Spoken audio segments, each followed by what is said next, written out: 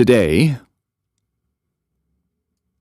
I will be talking about time as capital and the sin of wasting time. The probability to succeed through Atomy's system is higher than any other system. But this does not mean it brings 100% success. About 60% will be successful and 40% will fail. What then is the difference between the successful 60% and the failed 40%? It's quite simple. Those who quit are failures. But those who don't give up till the end will succeed. The difference is the rate of success. The rate of success. The rate of success shows how well one spent their time. Those who spent their time well will succeed faster. Those who are lazy, for them it will be slow. However, even the lazy ones, if they don't give up till the end, they can succeed. This capital called time, no matter if you're rich or poor, it is given equally to everyone. And depending on how you use this capital will determine your success or failure. Time is a capital given equally to everyone. How you use it will show by the rate of success and determine between success or failure. Atomy is a global business. You all know what a global business is, right? Global business. But you should not misunderstand what global business means. One could say, in this age, of course all businesses are a global business. The reason why we can call this a global business is because Atomy has a worldwide one server. This means that a member in Korea can have a partner in the United States under them. Then what about other MLM companies? It's not possible for them. For those companies, if you want to do business in the United States, you have to go to the US and register your business there. It does not work. Or, let's say there is a member in the US and they want to put a person from North Korea under them. In Atomy, this is possible. It is possible due to the authoritative interpretation of the Fair Trade Commission. They authorized it. In that sense, Atomy is a global business. If the system has been set up as so, and still one can't be successful, that means that the person has not done anything. Atomy has all the right conditions for one to be successful. I am not talking about subjective conditions. I have a list of 9 conditions here. There is no sunk cost, which means there is no initial cost. Second, it is a luxury for the masses. Mastige. It is a mastige product. Third, the company hosts the training program. There are people here who were in Company A and Company H, right? Who does the training there? The members do it by groups, right? The leaders do it. But is it free? No, you have to pay. However, in Atomy, the company leads the training. Next is a fair compensation plan for its members. There is a ceiling for everyone and it is $50,000, so it is about sharing with another. For Company A, the person who makes the most makes $10 million. The percentage limit that the government allows is 35%. What happens if all the wealth goes to only a few people? Everyone else becomes a sitting duck. That is why we do not follow that path. And next is the super synergy of united hearts, as President Park said. This is very important. If you don't do this, you can't succeed. We have a very sound financial structure. We don't have any debt at all.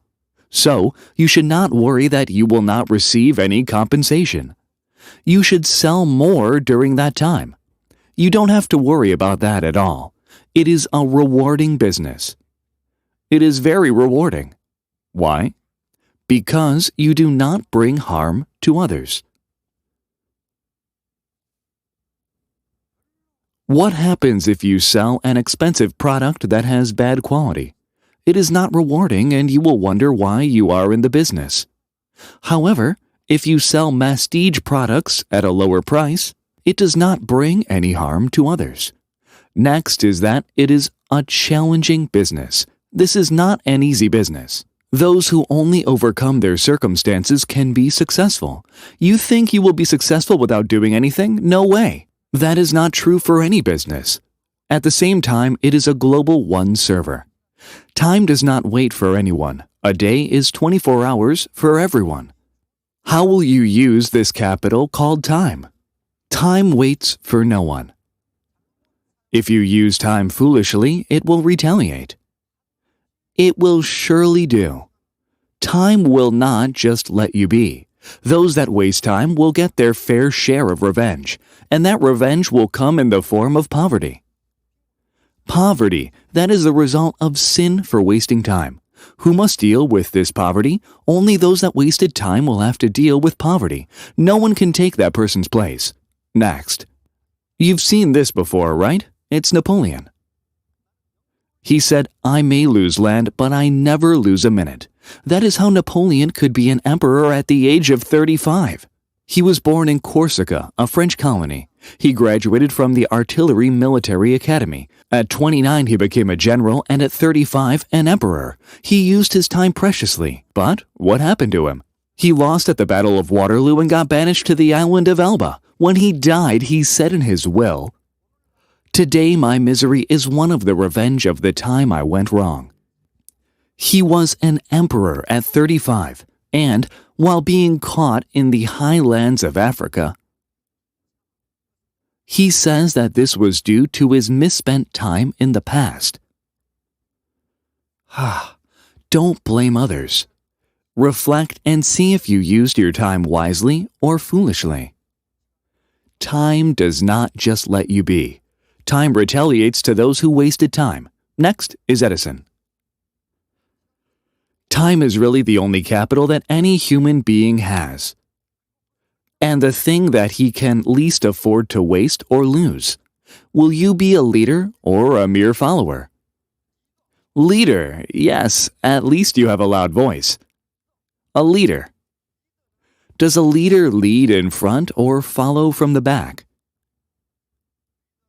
The definition of a leader is to lead in front. A leader leads other people in front. What happens if a leader wanders off to a wrong path? What happens?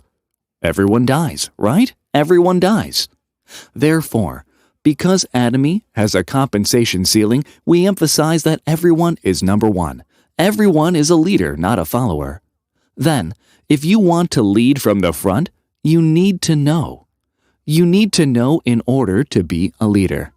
If you're a leader and lead others to the wrong path, you fall under the sin of wasting time. You have just wasted your partner's time. This is what Steve Jobs said. It is not your fault if you were born poor. Why? How can you blame anyone to be born from a poor family? He also adds, but if you get old poor, then it's your fault. Why? That is because you have wasted time. You wasted time, right? What does the sin of wasting time fall under? It is sin that leads to your own execution.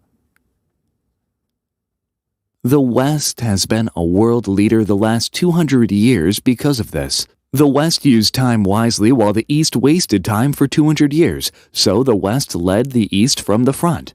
Wasting time leads to your own execution. Have you seen the movie Papillon? The movie shows that you have to pay with your own execution. It's from the movie Papillon. Papillon, which is a French word, means butterfly. The character in the movie has a tattoo of a butterfly on his arm. It is actually an autobiography of Henri Charrière. It is an autobiography remade into a movie. The main character gets involved into gangs during his youth, and he goes to prison for killing a pimp in a red light district. However, he says that he has never done such a thing. That is why he keeps escaping from prison. He tried to escape 10 times and he gets caught all 10 times. Eventually, he goes into solitary confinement in Devil's Island in France. And this is what this movie's about. In reality, however, he had never killed the pimp. One night in a dream, he goes in front of a judge. He goes to the judge in front of the 12 apostles and rejects the charge. Then the judge gives him the verdict. Yes, you are right. You might have never killed a person. However, you will be executed for having wasted your youth. Then Papillon acknowledges the verdict that he deserves execution. I deserve the death penalty. The sin for wasting one's life is the death penalty. This phrase also comes from a different source. It is seen from the greatest intellect of the 19th and 20th century, from Max Weber's work. With the publication of this book, Marx's theory crumbles. It is The Protestant Ethic and the Spirit of Capitalism. This work influenced the world's economic order immensely. In this book is the phrase, "The sin for wasting time deserves the death penalty." So, what does this say about the sin for wasting your time? It means that you will have to spend the rest of your life in poverty. It means if you waste your life now, no one will be responsible for it. God has given you all the exact same amount of time. Why then did you waste all your capital? Tolstoy writes a very important message in his last book. He says that amongst all the books he wrote, his last book would contribute the most to humanity. He also wrote something in the preface. What did he write? When is the most important time for you? When? It is the present. And what is the most important work for you? The work that you are doing now. The most important people are the people around you now. Why? That is because time only really exists in the present. We do not live in the past, nor do we live in the future. We only live in the present. How you live in the present determines your mark in the future. Next. This is the third president of the U.S., Thomas Jefferson. He has achieved great things for the independence of the U.S. Never put off till tomorrow what can be done today.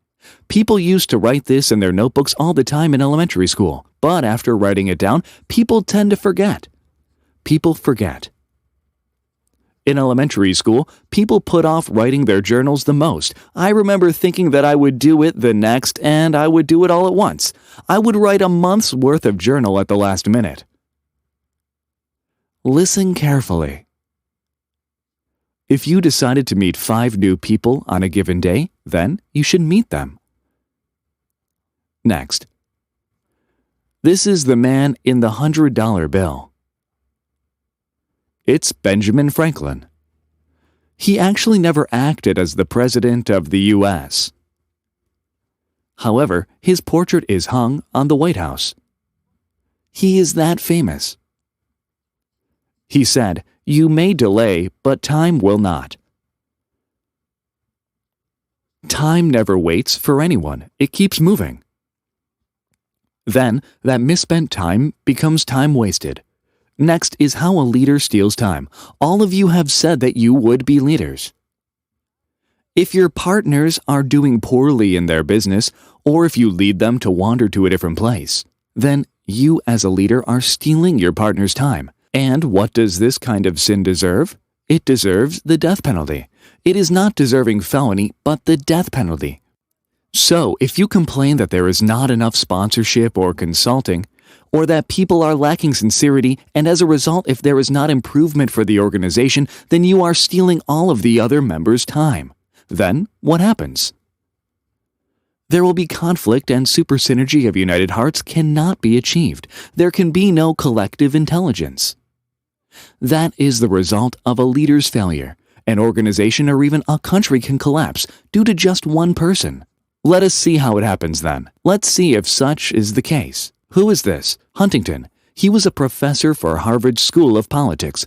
You've seen him from somewhere before, right? Yes, he's Obama. There is a book that talks about the importance of culture. Prominent economists were invited to Harvard University. and they were asked how economic development happens. The world's most famous economists debated for 2 weeks at Harvard University as to what was the most important variable in economic development. They debated what was the most important factor for economic growth. Huntington, after listening to the whole lecture, he published a thesis regarding the topic of debate and concluded that culture was vital. Professor Huntington writes in the preface of the book, and he begins as the following: "When I saw the data for Korea and Ghana, they were both in a similar state. However, in the mid-90s, Korea was able to become a top 10 economic powerhouse. Ghana, in the meantime, remained the same. How was he to explain the difference?" The conclusion was that it was culture. That was the conclusion. Next, you all know that President Obama's father was Kenyan, right? Once Obama went to Kenya and gave a speech. He said at his speech that Kenya could improve like Korea as well. Let's see why he said such things. How much was our income in 1965? $106. What about Ghana at that time?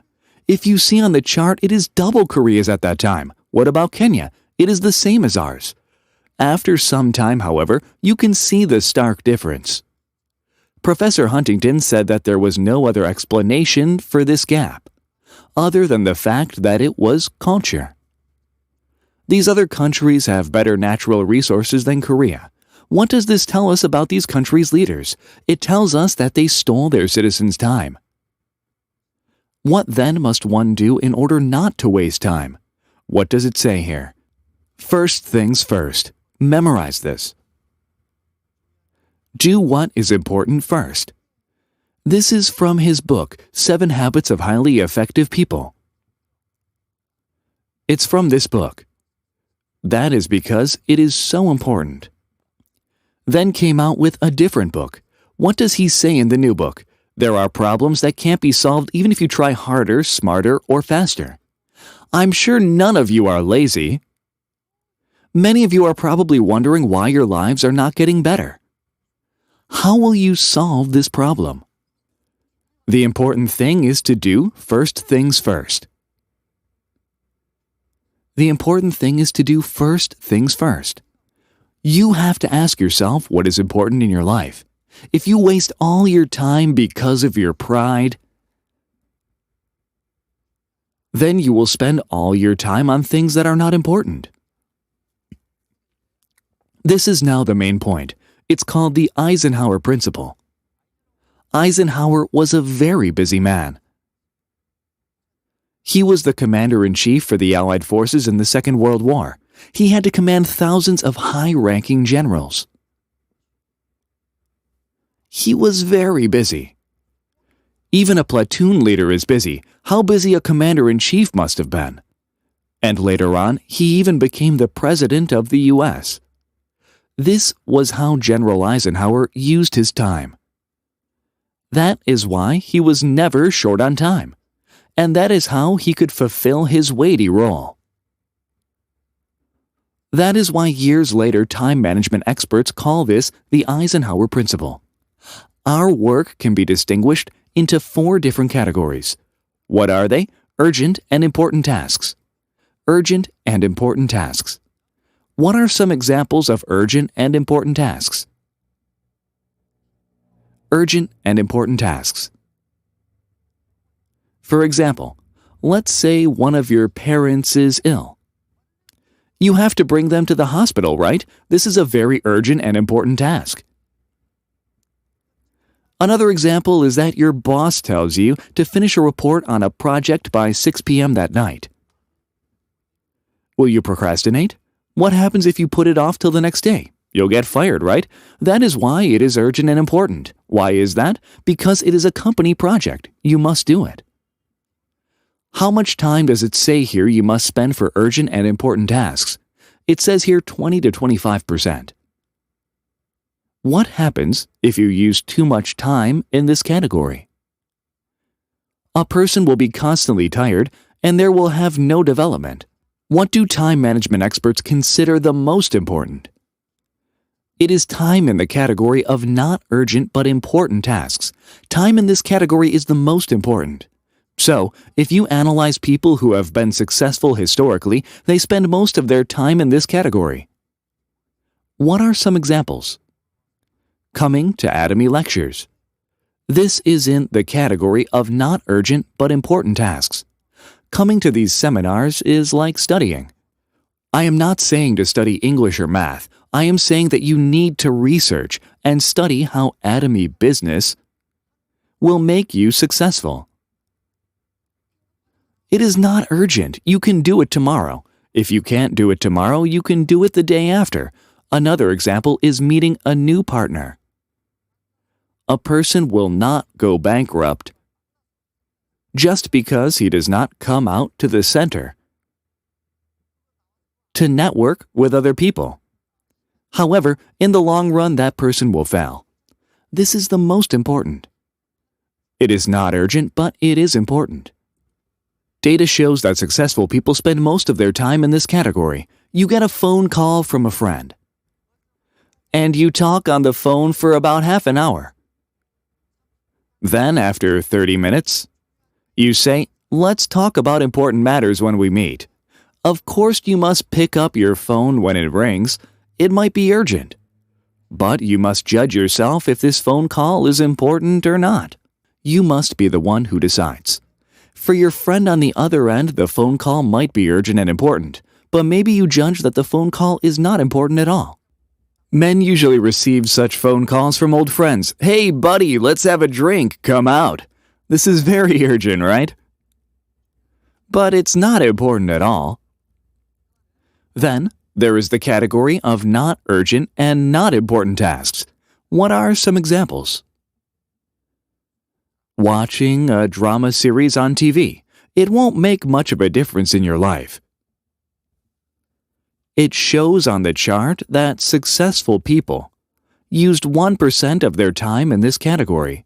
However, most women who stay home spend all of their time here. If they miss a TV show, they watch it again on reruns. If this is you, then there is no room for growth. You are committing the sin of wasting time. This is the list of important and urgent tasks. Solving a crisis when there's an accident. If your partner has an accident, what must you do? You have to solve it quickly. Or let's say there's an emergency in your family. Or a project with an approaching deadline. Or report a plan which your boss demands. These are all very important and urgent tasks. Medical treatment and recovery of health. Studying about the product, law, rules, guidelines, and etc. You need to know all these things if you want to do Atomy business. If you don't know these things, you will bring harm to many people. Building a human network with your sponsors and partners. Making improvements and enhancements are also very important and urgent. If you fail with these things, your business will also fail. You need to have a paradigm shift, which is to change the way you see the world. This is not to slowly change your paradigm. If you don't change it instantly, your paradigm will never change. Next is the list of non-urgent but important tasks. If you don't do these things, you cannot improve. Doing maintenance on machines. Next is enhancing your business capabilities. Reading, studying, acquiring skills, listening to seminars, and etc. These are methods to increase your potential. If you don't do these things, it won't show right away. But if this continues, you will become a half smarter. There is no growth. You can only see as much as you know. Next, establishing and improving personal relationships. Your relationships will not turn sour just because you did not contact them once. However, if it continues, it will be impossible to improve your relationships. That is why I'm saying this. There are people who decide by rolling the dice. To go or not go, that is the question. I have not seen many who have become successful from doing so. Next is the urgent yet unimportant tasks category. These are tasks that are urgent, but not that important. Returning certain phone calls and emails, useless activities and drinking appointments. These things are very urgent, but they are not that important. Why? What determines if something is important or not? It is determined by whether it contributes to your development or not. Does it help me grow? I am not, however, saying that these things are not inherently important. For example, a high school buddy of yours calls you. He called for the first time in 10 years and he wants to drink. If not this time, there is no other opportunity. I am not saying that you should not partake in any of these activities. You should meet your friend, right? How do you change this to an important task? You can register your friend as an Atomy member when he is almost drunk. Then you say to your friend to invite all his other friends. There's that guy that you know, right? Register him. What is this then? It becomes an urgent and important task. So, even the small tasks, depending on whether you concentrate or not, can become an important task, or it can be just a drinking session with friends.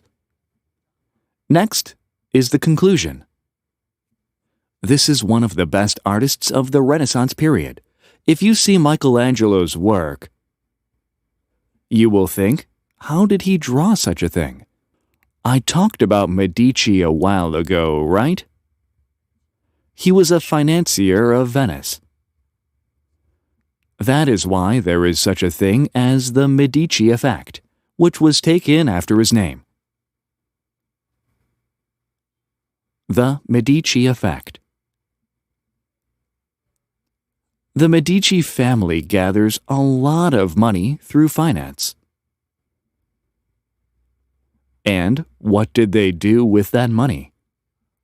They supported a lot of artists, philosophers, and poets. They gave them money. There was no purpose, but they just gave out money. That is why, at the time, many philosophers, poets, intellectuals, and writers, artists, sculptors, and architects gathered to Venice. What do these people have in common? Nothing. What does a philosopher and sculptor have in common? What does an architect and poet have in common? These people who had nothing to do with each other gathered to Venice. And what happened? The Renaissance, a movement which influenced human civilization the most, was born. People who had nothing to do with each gathered together, and in that place the Renaissance was born. That is why many major companies, such as Google, Amazon, Facebook, and Microsoft, they wanted the Medici effect to happen again. How? By connecting different things that seem different. Is it about creating a new business, new product, and new ideas? This is the Medici effect. Though it seems like there's no connection, there actually is. Everything is connected in this world. Michelangelo was a sculptor when he was young. He was sculpting in the street. A man saw him as he was walking by, and he noticed that Michelangelo was very good. At the time, Michelangelo was making a sculpture of an old man. At the time, there was no dentist, but the sculpture's teeth was straight. So the man asked, "Why are his teeth so straight?" And Michelangelo responded, "I'll fix it right away, sir." The following day, the man saw that Michelangelo had fixed the sculpture. That's what Michelangelo did. So the man went to see Michelangelo's father and said, "Let me adopt this boy." That's amazing, right? That man was a Medici, and the father gave up his son for adoption. However, Medici took Michelangelo and did not teach him how to sculpt. What did he teach him? He taught him Platonic philosophy. The Medici family were followers of Platonic philosophy, the highest level of Greco-Roman philosophy. It begins from Socrates, right? So, Michelangelo masters Platonism at the philosophy school. After that, did he start doing sculpturing again? You can see Platonism in all of Michelangelo's sculptures.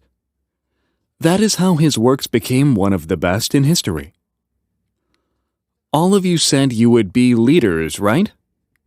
Become intellectuals starting from now. Become an intellectual amidst today's world. If not, you might end your life with just lots of money. I hope you will become an intellectual and a great leader. Thank you very much.